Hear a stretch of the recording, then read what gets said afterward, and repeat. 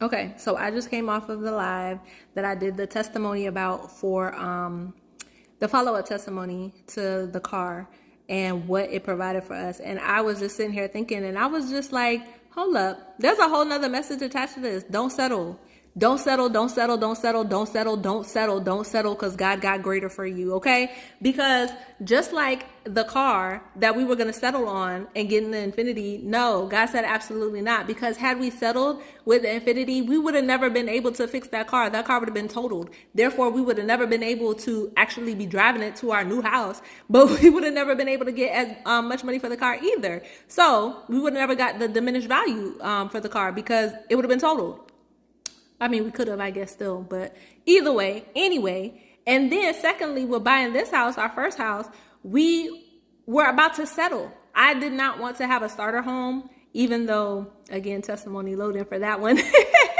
But I did not want to start a home, right? I did not want to have to settle for a smaller home, and then once we had children, we had to move because it was too small and all that other stuff. I didn't want to have to go through all that. I was like, no, Father, I want a house big enough to where if we have children, we don't have to move. It's not a requirement because it's too small. I want us to have enough space. And before I even seen that I had this house saved for forever in our favorites, you know, when you go and buying house shopping and stuff, you be saving all these houses. I didn't even realize that we had this house saved, but it was everything we wanted. We wanted it to be at the southernmost part of the city. It is. We wanted it to be a certain floor plan. It is. We wanted it to be a certain price. It is. Like everything worked out, and we did not have to settle for this house. Just like with the second house that I was telling y'all, like we were essentially gonna settle. Like all the houses leading up to it, and even the one that we put a down deposit on.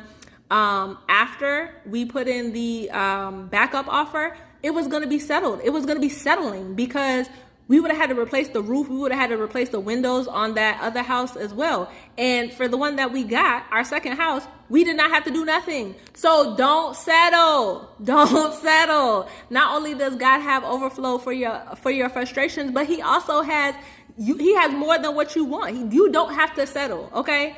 You don't have to settle. So the frustration that you're going through right now may be because you're not supposed to have just that. You're supposed to have more than enough, okay? You're supposed to not be settling for whatever that is. So don't settle. God got you. Period.